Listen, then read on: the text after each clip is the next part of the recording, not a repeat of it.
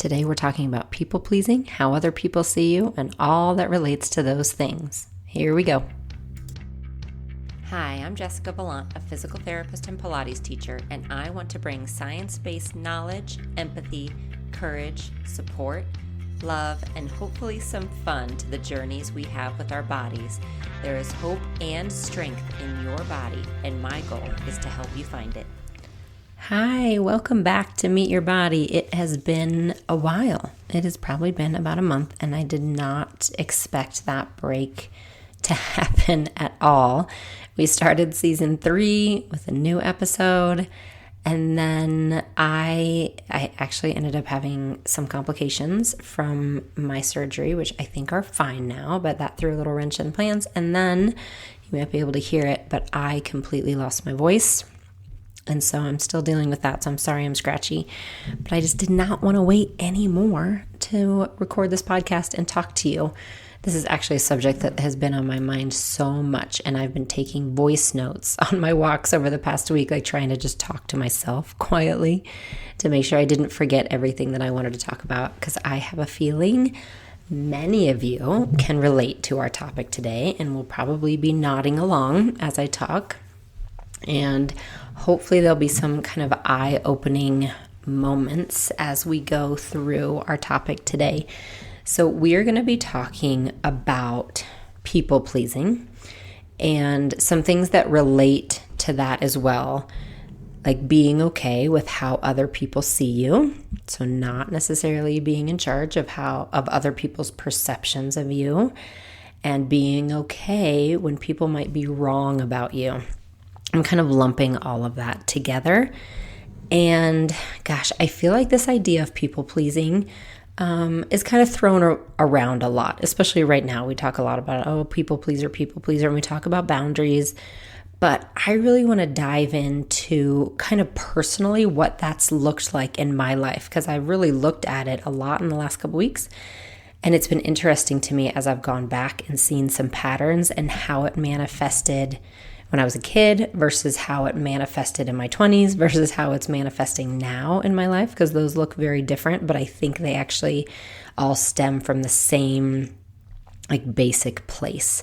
So I want to talk about that, and then we're going to talk about why this is important, so what this can lead to if you live in a place of this kind of people-pleasing personality or coming at it from that lens, what that can lead to. And that's why it really relates to Meet Your Body, because it can be a physical reaction over time. You can actually physically feel the effects of this over time if you don't break out of this pattern. And then we'll talk at the end about kind of what I'm looking at, so some things I'm remembering around this and things that have helped me as I'm starting to kind of try to break out of this most recent pattern in my own life. So why this is kind of at the forefront of my mind now is a couple things that happened last month. One thing is we changed a few things within my business. So within our business, we changed a few things, just a few ways we structure a couple things and a couple policies. It happens, right? I mean, all businesses do this every couple years. We go through a few changes. We're going to either make updates, we look at our business practices, all of that stuff, and we make changes. And I know that anytime changes are made, there are going to be some people who are great with it, and then there are going to be some people who don't like it.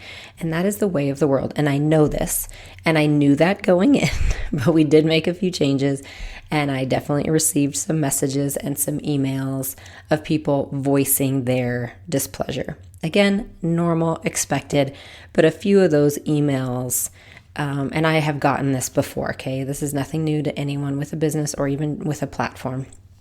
It's common, especially right now for content creators, that we hear things like, wow, what you're saying really doesn't match what I thought of you as a person.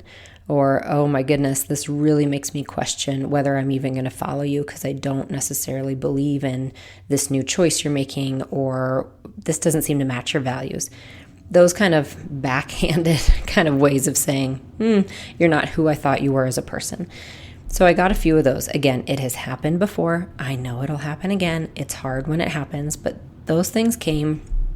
And then on top of that, or along with that, We have something really exciting happening in our family. So my husband and me and our 2 kids, we have just something really, really exciting happening for us that we are so excited about, something we've been kind of working towards and dreaming of for, I would say a year and a half, maybe 2 years, maybe longer. Just something that's right for us. That, again, a decision we did not take lightly, but that we're so excited about. And it was kind of made known to me and made clear to me, someone who, in my life, in our lives, who does not agree with that decision that we are making. And that was a hard one for me too. That was a really hard one for me. And so those 2 things combined manifested itself in me as, oh my gosh, I really, really want to explain myself. I need to explain myself, because if you just understood, it would be okay and we'd be on the same page and everything would be fine and I could fix all of these relationships. And it really sat on me for, a while, like a couple weeks. And it's still there, to be honest. It really is. It really is still there when I dig down deep, that desire to do that. And so I wanted to look farther into that, which brings me to going back even all the way to being a kid. So let's back it up for all of us. And then I'll get back to this idea of where I started with wanting to explain myself. So when you think of people pleaser, like all of us want to be liked. And that's what it seems like on the surface, right? On the surface, it very much just sounds like, oh, I want to please other people. I want to make them happy. And I want to be liked. Both of which are not unreasonable things. Why would we not want to be liked? And why would we not want to make other people happy? Those are reasonable. Those are very, very understandable things. Those are normal things. And they probably go back to human evolution, to be honest. I would think that when it comes to early human survival, the people that were liked by their community, the people who did the most for their community, the people who offered the most, would get more help, would get more food, would have a higher rank in the community, which led to a longer life and a more likelihood of surviving and their kids surviving and procreating and all of that stuff that we look at for evolution. So I'm guessing it goes back to that. So again, these are normal things. I don't think anyone would say that it's not a normal desire to want to be liked and to want to make other people happy. I think I probably started off with a people-pleasing personality. Say that 3 times fast. People-pleasing personality. I think some of us do more than others. I am also the oldest child and the oldest girl, which there's actually research now that shows that we have our own set of things that we deal with as the oldest child and the oldest girl. We feel very much a responsibility towards our siblings. We feel a higher responsibility in our family hierarchy, and we feel that from a very young age. And there are studies that show that now. So I'm sure that plays into it too. And then also there are some things that happened in my childhood, both family things, and then if you go back and listen to, maybe my very first episode, I tell you all about my health history that started when I was 8. I was in the hospital when I was 8, and all of my health history really started then. Also, this idea that I wasn't safe in my body started then. So I have a feeling all of those things contributed to me at an early age believing that if I could make other people happy and if I could please other people, then I could maybe control a situation that felt very out of control to me. If I made the right choices, I'm saying that in air quotes, if I made the right choices, then I could make other people happy, which gave me a better chance of feeling like a situation was in control. And again, things felt very out of control to me at that time, at that young age. So that is my guess if I really had to dig into my own personality and be my own therapist right now. Just this is like a therapy session a little bit. That would be my guess. And probably, again, some of you are probably nodding along with different kinds of trauma in your history and in your past, or maybe no trauma whatsoever. But just again, where your role fell either in your family or in your community group led you to feel like you could either, again, make other people happy, people please, whatever it is for you, that would make a situation more tolerable. So then I look into it, and what it really turned into, because I don't see myself making all of these decisions for other people. I definitely did some, for sure. But it also turned into me wanting to be seen and recognized. Like I figured that out in my early 30s. I was doing some work and realized one of my biggest kind of values in life was being recognized. And I can look all the way back to high school and see that. I was putting so much work towards all the activities I did. I mean, I did soccer, I did musicals, and I was singing and all of the things. I was getting good grades. And I look back and I didn't necessarily want to win. Like that wasn't my personality. I wanted to be recognized. Like I wanted to be singled out and just have someone in authority say, "Great job, Jessica. Yes, you get the solo, Jessica. You got that part. We see how hard you've been working. We see that you didn't get that part last year, so we're going to give it to you." Like I just worked so hard and I wanted to be recognized for it, I think. And same within my family, honestly. Like I just felt like I was working so hard to help bring things together, to keep people happy, to do the right thing. And I think it was this idea of wanting to be seen and recognized. And again, you might kind of relate to that and you might not, but I think they play on each other, this idea of people pleasing and that idea of being seen, being recognized, being heard, all of that. So that carried me through for sure high school. And I look back and I'm like, gosh, I just want to give that girl a hug and say, you know what, you can make a different choice. Like you don't have to make that choice that you made for other people. You can make a different one. But it was part of my journey and it is for a lot of us. So went through college and then I would say probably, again, late 20s. You know when this really happened actually? I have it in my notes. I think it really happened in my middle 30s when I had kids, when we had our first kid, our first child. And also that was around the time, just a little bit after, that I started to have a platform online and on social media. But especially having our daughter really solidified some confidence in me around the idea of kind of that need to be seen and recognized and those kind of things. I found my own voice a little bit. And I think it came with having her and realizing, oh, there's something much more important in the world that I'm going to fight for. Like there's nothing that ever is going to top her. And then, when we had our second child, the same thing. Nothing will ever top that.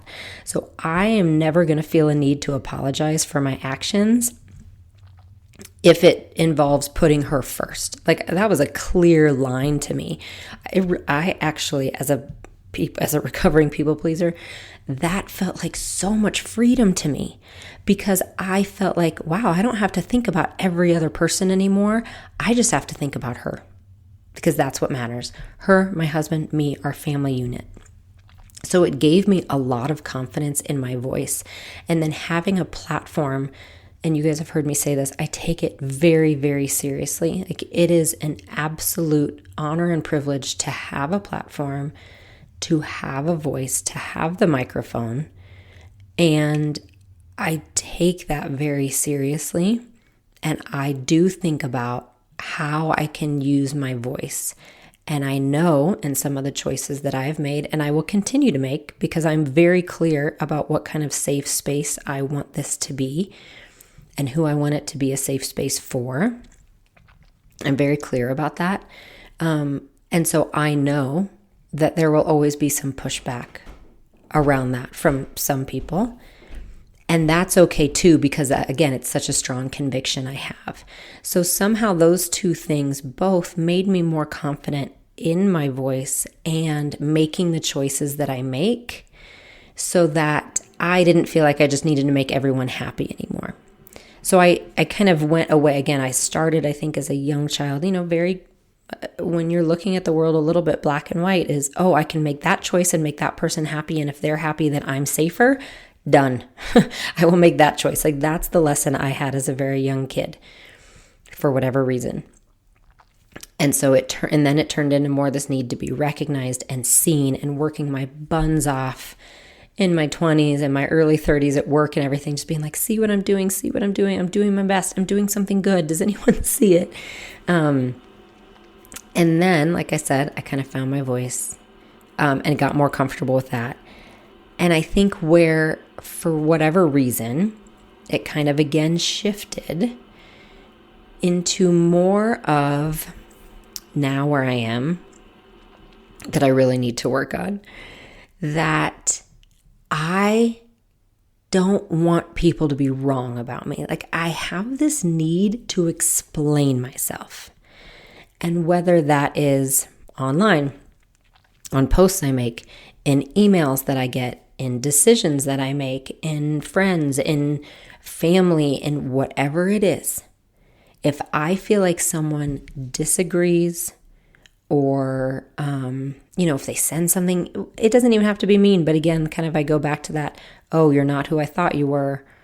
Or, oh, why would you make that decision? Don't you know this person's this and this and this, whatever it is. I have this deep-seated need to be like, no, you just don't understand. Like, let me explain. Like, and I will write a 2-page email in my brain, in my mind. Most of the time, this is just in my mind. Or write a long text back, being like, no, let me just explain my decision and you'll get it, and then you'll understand. I don't want people to be wrong about me. I don't necessarily need us to agree. I feel like I've evolved past that. I know we're not always going to agree, but I feel like, okay, I want someone to kind of think, oh, I don't agree with that choice of hers, but I understand why she made it. Like, we can have a human connection still. I'm not going to judge. We're not going to agree, but that's okay. We're going to live different lives. I want that kind of lovely, rosy relationship with every human being on the planet, which when I say it out loud, obviously this is not realistic, but that's where I think it has come. And that is the piece over the past month that has been hard for me, because I know both in business and family, we have made the decision 100% that's right with us, that's right with our values, that is right for our long-term goals, all of that. And also I know it's not the decision everyone else would make, because we are all different. But I want people to understand, and I still want them to think I'm that person that they believe me to be. And that's where I've gotten stuck, because it just has eaten away at me for whatever reason, of this idea of, this idea that I'm not who people thought I was. And then I start to even question the decisions. And that's where I want to get in. I think that's what made me want to really talk about it, because these kind of things, living in these places, makes us question ourselves and our own value. And it just we can't let it get to that point. And there's a lot of things, detrimental things, that'll come from living a life this way. And what it's done, at least for me in the past few weeks, and again, it's a rumination. We get into these cycles, and I got into it for whatever reason, and I can blame my post-surgery and my exhaustion and my emotions, definitely my emotions from my diagnosis. All of that plays into it. But I really want to be able to get past it, because it's not the last time this will happen. And when I do get into it and cycle in this way, it takes away from everything else I have to offer. It takes away what I can offer my kids, my family, my community, my platform, you all, my unlimited members. It takes away from it because my focus is on that one thing, like that one person who's not agreeing or who thinks poorly about me. My focus just ends up there. And that's not the way it should be. That's not helpful to anyone. So that gives you a little context around me, at least, like why I want to talk about it, my history with it. So if you have a similar history, you know you're not alone. And I will say too, I always like to put this in there. I have had therapy before. I had therapy in my early 20s, and it was absolutely vital for me getting out of a big piece of this. I mean, I say it to this day. I believe therapy saved my life. I really do. And I always go back to that. I go back to some of the tools I learned, and I still think there are times I'm like, if I can't get out of this, I need to go back to therapy to talk it through. So if it is at a point that it is ruining your relationships, or it's something deep-seated from your childhood, I highly recommend therapy. It did help me a lot. Like I said, I really think it was the main piece that helped me get out of the severe people-pleasing that I was in. But I always want to throw that in there. Okay, so let's talk about what can happen, like the side effects that can happen when we live in a people-pleasing place. So one thing that can happen is we devalue ourselves and our opinions. We put other people's opinions as more important than our own. So we automatically, in our own minds and in our own eyes, we automatically take value and worth away from ourselves, because what we're doing is we're putting more value and more worth on other people and their opinions. Now, again, if you look at this at a very surface level, you might say, well, that's what I'm supposed to do. I'm supposed to put other people first. And I, again, am not talking about that kind of those simple decisions of you're with your family and you say, you know what, you take the aisle seat. No problem. It's not a big deal. Or you're in line with a stranger at the grocery store and they seem like they're in a hurry and you say, you go ahead and go in front of me. Go for it. Yes, those are acts of kindness. Okay? Acts of kindness are great and they're very, very important. Keep doing them. Also, by letting that person in front of you in the grocery line, you are not telling yourself that they're more valuable as a human than you are. Okay, the key is to know the difference. You need to have confidence and security in your value and worth as a human being on this planet, which I believe we all have equal value and worth. It is one of our human rights to be valued and to have worth. And yes, problems do arise when people look at other groups of humanity and decrease their worth and their value. They dehumanize them. Absolutely. That is a big problem in our world. That is not what this is. Okay? You showing acts of kindness to other people is very important. Keep doing it. Add more. We need more kindness in the world. What I don't want you to do is think of someone else as more valuable than you are. Another thing that happens over time is we lose any knowledge or awareness about what makes us happy or what needs we have. And this became clear to me actually in therapy when I was working with my therapist, and she said, well, what would make you happy? And I said, without no hesitation, I said, well, if this person and this person were happy, then I would be happy. And she said, well, no, what about you? And I said, no, if they're happy, that's what would make me happy. If they're happy, then I am, and we're all good. I just want to do what they want. Like, that's what I'm at. That's actually why I was in therapy, because I was trying to make a decision. And I was looking to her to help me make the decision. And I'm like, I just want to make the decision that's right for them. So will you just help me do that? This isn't about me. This is about me making them happy. And she just looked at me and said, well, you need to know what makes you happy. And I had no idea. I had no idea what made me happy. Only as it related to somebody else. And that was a big eye-opening moment for me. So again, one of the side effects that can happen is you lose any awareness about what makes you happy. So make sure that you stay in touch with that. And if you're not in touch with it, make sure that you get in touch with it.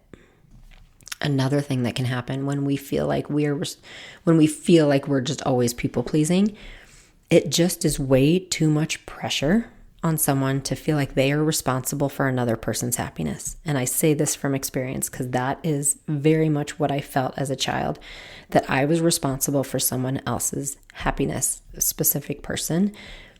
And I didn't know until later in life how much pressure that was for myself. And again, it wasn't anyone's fault. I want to make sure that I say this. Nobody made me feel that way. It was just whatever it was, those things I said. Maybe I was born that way. Maybe it was being the oldest daughter. Maybe it was so many things. It was nobody's fault. It happened. And so it was just so much pressure. And it turned into me. So in my early 20s, before therapy, I was seeing 20 physical therapy patients a day. That was normal in my job. I was expected to do it. And I remember somebody came in once like 5 minutes late and they were clearly in a bad mood. Not mean or anything, just clearly down. Something was going on. And I tried to do my normal banter and nothing happened. You guys, the whole rest of the day, I was like, what did I do wrong? I must have done something wrong because they came in upset today. What did I do wrong? I have to be different next time. It's all up to me. Something happened. And that is, well, one, it's silly because that person came in with who knows what kind of baggage or what kind of day they were having. But that is what I went in with because my whole life had been, it's my responsibility to make everybody else happy. And this person isn't happy, so I must be doing something wrong. And I can't tell you how much I nail this point home with our kids over and over again, that they are not responsible for other people's happiness and they're not responsible for my happiness because I know the kind of pressure that is. So that can happen to you. It can happen to other people around you. If you feel like you are the one responsible for someone else's happiness, it's just too much pressure for one person to sustain. Another thing that can happen is you become unaware of when it's actually important to make a true apology or to actually repair a relationship. So I believe very much so that making an apology, saying you're sorry, is one of the best qualities and lessons that someone can learn and have. Like, I think it's so important to know when an apology needs to be given and to be able to give it clearly with no caveats. That is so important. And what happens actually, if you're always people pleasing, then you might be saying sorry all the time. Oh, sorry, I didn't mean that. Oh, sorry. I was that person. I was always saying sorry and I didn't even know why. I was just like, if I just say sorry, it'll just fix it. So I'm just going to say sorry all the time. Well, you know what happened? I lost the ability to actually use sorry when it was needed. So it lost its true power because I was always saying it all the time. So please know that there are times that an apology is needed. There are absolutely times when a constructive conversation and a hard conversation needs to be had. And when you are constantly in a place of, oh, sorry, I'm just going to make you happy, then you actually can lose the ability to know when you need to make that true apology. And then the last thing that can happen is it can all lead to bitterness and resentment. And it's pretty much inevitable. You cannot live a life of making only other people happy, of saying sorry all the time, of devaluing yourself or forgetting what you like or denying your own wants and desires. You cannot live a life like that without it leading to some kind of bitterness and resentment. You'll get resentful at the people you are actually trying to help because they are not turning that back to you and helping you. You will get bitter because boundaries aren't set. And so people are always crossing your boundaries and not asking what you need. People will get used to you never offering an opinion. And so they will stop asking for an opinion and you will become bitter and resentful at some point. This is not at all something I'm saying bad on you. It is inevitable for me too. Research shows us it's actually inevitable for people pleasing. And we don't want to go there because what happens is we will have detrimental effects on our relationships if we continue in this pattern. So the very thing we are trying to avoid, which is that idea of breaking of relationships, the very thing we're trying to avoid will happen if we don't fix these patterns and correct them in our lives. And physically, what can happen is everything we have talked about in previous episodes when we talk about chronic stress and anxiety and what that can do in your body, because that's what this will lead to as well. It leads to chronic stress and anxiety. Like always wondering, is what I'm doing enough? That's where I was. I mean, I was always trying to make other people happy, but I never knew if it was enough. Am I doing enough? Are they mad at me? Are they not texting me back because I did something wrong? Like that constant verbiage in your head will lead to chronic anxiety, which will lead to detrimental effects in our bodies as well. We can lose sleep. We can have immune system issues. We can start to have brain fog. We can have a shorter kind of fuse, right? We can get more angry more easily. There's so many things physically that can happen. And that is a big reason why it's important to deal with it now. So those are the side effects of long-term people pleasing, feeling like you always have to explain yourself, feeling like you always have to say you're sorry, right? Keep an even keel, don't rock the boat kind of life or mentality. So let's talk about some things to remember to help us get out of those patterns. The first is it just takes so much energy. It is exhausting. And true relationships should not be this exhausting. Now, notice I didn't say it's so hard and true relationships shouldn't be hard. I don't believe that. I believe sometimes they are difficult. And sometimes we have to make some relationships work that we can't always walk away from. But they shouldn't feel that soul-sucking exhaustion where you're constantly wondering if you did something right or did something wrong. And that's what this can lead to. Like, is it worth your energy to constantly have to explain yourself to that one person? Is it worth your energy to constantly worry if you said the right thing or didn't say the right thing? Is it worth your energy to constantly change your own desires because you need to make that other person happy? And you know what happens most of the time? Like, even over and over and over again with you making those choices, they still don't change. Like, that's what it feels like to me, that I am using this energy to kind of chase after and beg and plead other people to stay or to understand or to like me. And they're the people who never will anyway. Like, no matter what I do or what I say, they're not going to approve of it. Or they're not going to like it, and I am spinning my wheels and using 90% of my energy on that instead of on things that make a difference. Instead of in my community and in my family and loving on people and using those acts of kindness and spreading a good word, all of that, instead of doing that, I am begging that 1% of people who, honestly, I will never, ever change their opinion. The second thing to remember, not everyone in the world is going to like you. And I'm so sorry if I am the first person to tell you that. But it is true. There are billions of people in the world, and not everyone will like each of us. It is just a fact. There is a great quote out there that says, you can be the juiciest, most delicious, perfect summer peach in the world, and not everyone is going to like you because not everyone likes peaches. And for whatever reason, that helped me a lot when I read it because I realized you just have to be the perfect version of you, and not even perfect. I don't mean that. I'm just still thinking about peaches. I'm sorry. If you're a peach, if you're a plum, if you're an orange, if you're kale, if you're an avocado, if you are a piece of chocolate, I just want you to be the best at what you are. I want you to step into that.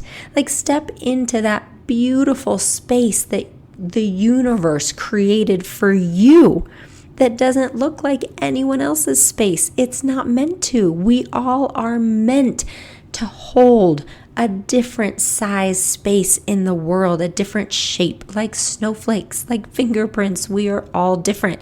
And there is no way, there's no possible way that everyone is going to like us. And why that's hard, I don't know. I probably need a whole lot more therapy to figure that out, but it just is. I know logically we know this, but it's still hard because we want everyone to like us. But they just won't. And then what I add, because I even tell this to my daughter, we have a lot of lessons we're learning about friends and going into middle school. There's a lot. I make sure and tell her, not everyone's going to like you. And I don't stop there. Okay? I don't stop there. That's not the end of the story. And it's okay. It's normal. I tell her, you don't like everyone, right? You appreciate them as a human being. We value them. We give them value. We give them worth. But they don't have to be your best friend. Not everyone does. You need to respect them. You need to give them value. You need to give them worth. But they don't have to be your best friend, honey. And that is okay. That is absolutely normal. It's more important to have your community that you are willing to work with and work for and have those hard conversations and move forward in love and let people love you. We each have our own garden to tend. We don't always have to jump into other people's gardens to make sure they like us too. The next thing that I want you to remember, and this is a quote from Brooke Castillo, and I love this quote. came to me at just the right time in the last month. It says, "It's not my job to manage your perception of me. It is not my job to manage your perception of me. It's not my job. My job is to be myself, to live my purpose, to be kind. My job is to love others, to be true, to be honest, to know my values and my mission, to live with integrity, to make sure my kids know that I love them more than anything else on the planet and I would do anything for them, to make sure that my husband knows that he is the one I have chosen and I would choose over and over again, to make sure my unlimited members know that they are worthy, that there's a space for them." That is what my job is. My job is not to manage what other people might perceive of me based on all of that, because I can't change it. And so if I put that pressure on myself, I'm just going to fail. So if someone has a false perception of me, again, as long as I've done all of those other things, as long as I've been honest, as long as I am living in my truth and I'm tending my garden and I'm loving people and I'm being kind and I've lived in integrity, if people have a perception of me that's wrong, that's going to be on them. And that's not my job to change. And another one that's really been important to me the last month that Alex L. says, who's absolutely fabulous. You have to let people be wrong about you.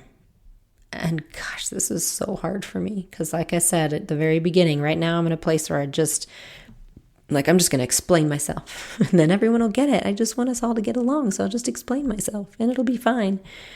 No, that doesn't work. I know I've tried it. And a lot of times by trying to explain myself, I just double down on someone being more angry at me or, even hardening their perception of me. Like I'm just giving them fuel for their fire for whatever reason. And you can probably relate to that. So sometimes you really have to gauge your own energy and you have to walk away or just not even engage and be okay with someone being wrong about you. You don't always have to defend yourself and you don't always have to explain yourself. You can walk away and it's really hard because honestly, I still want to go back from a month ago and be like, oh, but I could say this and this, but that person they'll just understand. Or honestly, I just want to give them what they want. Be like, yeah, I'll just change it. I just want them to be happy. Like it is sitting on me heavy that some people aren't happy with me. I still think about it, but I'm trying to remember these things. And this is a big one, that you can't win an argument with someone who's already determined to be right about you. If they're already determined that they are right and they don't like you, then there's nothing you can say to change their mind for the most part. So you can walk away. And I know that's hard. And you can grieve if you need to. You absolutely might have to. Because some of this does mean that you could lose some relationships, and that's hard. And I have been there. And that's really, really hard. It's easier to deny ourselves sometimes. It's easier to just say, you know what? I don't need anything. I don't need to set a boundary. I don't need any of this. I just want you to be happy. Just here, take it. Just do what you want with it. I would rather be there. Whew, okay, that was easier. But I'm telling you, long term, that doesn't help anyone out. You have to be okay sometimes with people being wrong about you and walking away. And you can mourn the loss of a relationship or the loss of a friendship. And I have, and it's hard. But it's sometimes what we need for ourselves to be able to move forward. And then the last thing kind of to remember, and some things, this idea that I go back to, is has that person earned the right to be in your circle? So if you are feeling like, gosh, this is something that needs to be repaired, or, I do really need to explain myself, or I don't want them to be wrong about me. And sometimes those are the cases. Like absolutely, like I said, this is not every case. There are times that you really need to sit and have these conversations. You can't walk away from everyone. But ask yourself, have they earned the right to be in your inner circle? Like those people who, and again, I can use the example for me because sometimes it just comes in my DMs on Instagram. That's really commonplace. I get them. Sometimes it's in an email. Sometimes it is someone close who makes it known to me their thoughts about me. And I kind of ask myself, have they done anything to show that I can trust them with my feelings? Meaning, if it's someone who has either one, you don't know them whatsoever, right? It's a stranger. Or two, let's say it is someone in your life, but that person has never actually shown you any positivity. They've never asked you about your happiness. They've never participated in your happiness. They have only been there maybe to give you slights or to have some bitterness towards you. Ask yourself, is it really worth this energy I'm still putting out there? And for me, I go deeper and I say, have they earned the right to be here in this decision with me? Have they stood by my side through the ups and the downs?